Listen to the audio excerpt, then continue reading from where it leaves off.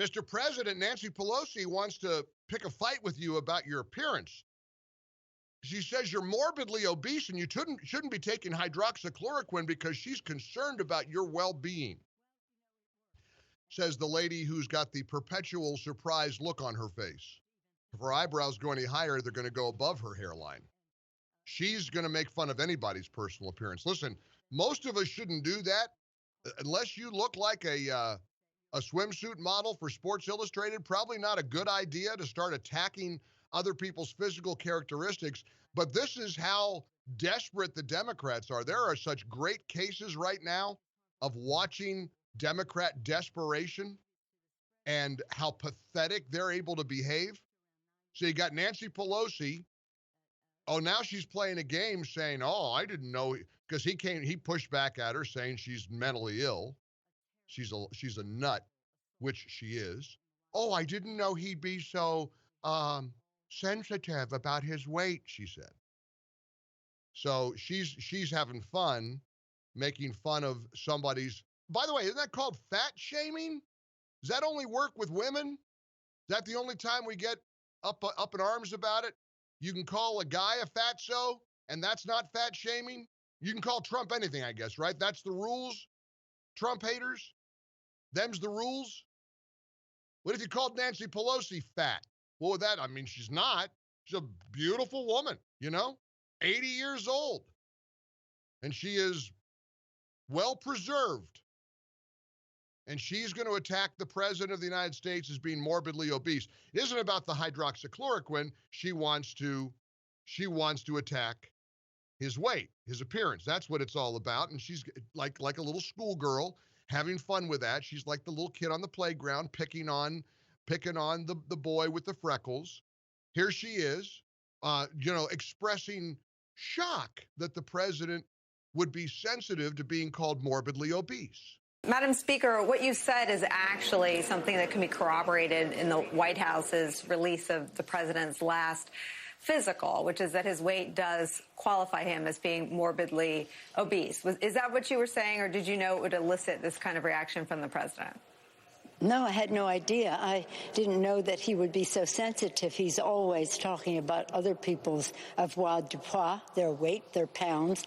But I don't even want to spend any more time on his distraction. You know why she doesn't want to spend any more time on it? Let me translate that for you. She's praying he doesn't start going after her over her obvious plastic surgeries and her Botox. That's what she's hoping. And you know he will. You know he will. If she wants to go down that road, you want to roll around in the mud, Mrs. Pelosi, with him, you better be prepared to get a little dirty. Because if you think his weight is fair game, wait till you hear what he does with you. Again, she is a perfectly preserved 80-year-old woman with lots of plastic surgery, Botox, quite obviously, very concerned about her personal appearance. I noticed she has, I think, Donna Karan, I think. It's a brand, a designer brand of a face mask. She doesn't go to givingmasks.com/Mike to donate face masks to hospital workers like our listeners do when they order masks for their family or for themselves. She has Donna Karan, I guess, design silk, $1,000 masks for her. Let everybody else eat cake. The Democrats are in a wildly desperate mode. Did you hear Obama won't go to the White House for the unveiling of his official portrait until Trump is out of office?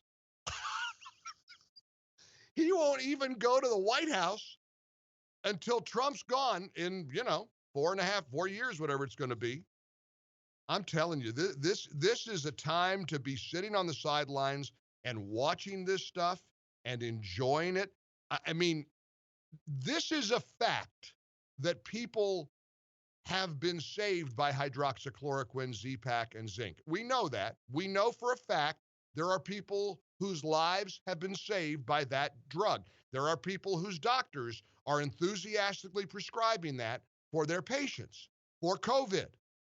In fact, it's so bad that even the actual person who got treated and saved by hydroxy is getting called out by people like Joy Behar on The View. Listen to Congressman Mike Kelly, who was sick with COVID, was treated with this hydroxy zinc Z-Pak formula that so many people have been treated with. I mean, this is not some made-up thing. It's a real thing. And there are lots of people who haven't, you cannot challenge this. I dare you. Here's my number if you want to challenge me. 1-800-655-MIKE. If you want to challenge this statement, there are many, many people who have seen tremendous results and recovered from COVID-19 as a result of taking hydroxychloroquine. Challenge that if you dare. I'll put you at the top of the line. You can't challenge that because it wouldn't be true to challenge it. It is a fact that there are many people whose lives have been saved, according to their doctors, according to their nurses, according to the patient, by hydroxychloroquine. Now, listen to this goofball Joy Behar on The View yesterday, mocking and attacking this U.S. congressman who was sick and said he had it prescribed and it worked for him. She still attacks him. Listen to this. Did you just say that you took the hydrochloroquine? My sound Yes, is ma'am. a little weird. Yes, I took it. Wow. I can't believe anybody with a brain would take that stuff, but you seem like an intelligent guy. You're a representative in Congress. Yeah. Why would you take that drug? There are terrible consequences. Yeah, well, I appreciate that's your view. That's not my view. That's view. It's what happened. What's the view got to do with it? You were sick, apparently. You had COVID-19. You took it and you recovered. And this dumbbell is calling you somebody without a brain. I'm telling you, I can't get out of this mode. They're nuts. They're nuts. They're crazy. And they're getting crazier by the day. They're putting Stacey Abrams in the Washington Post wearing a big, long, flowing cape like she's some kind of an Avenger superhero.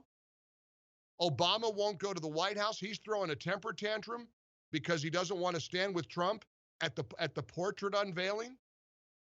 Meanwhile, Pelosi's got to stand there and suffer through the swearing in yesterday of two Republicans who won special elections, including Katie Hill's seat, California District 25.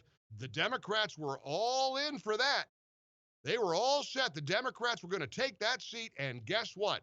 A Republican named Garcia won the special election.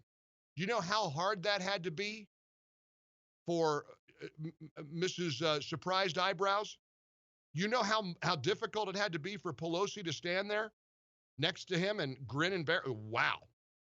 So, and meanwhile, all kinds of good news.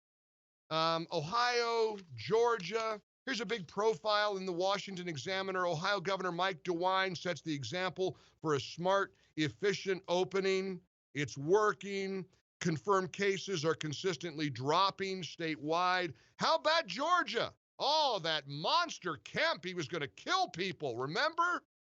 We ought to line up all the video clips of all the predictions of Kemp and Georgia leading to mass homicide. He dared to be the first state to open. Wow, look at that. The numbers aren't spiking in Georgia. Wow, I wonder, where are those people today? They going to apologize? There we go. Let's look at this headline. Georgia marks the lowest COVID-19 positive hospitalizations since early April. 986 patients are currently hospitalized. Georgia has seen a 12% decrease over the last week. The numbers continue to drop there. Where are all the naysayers?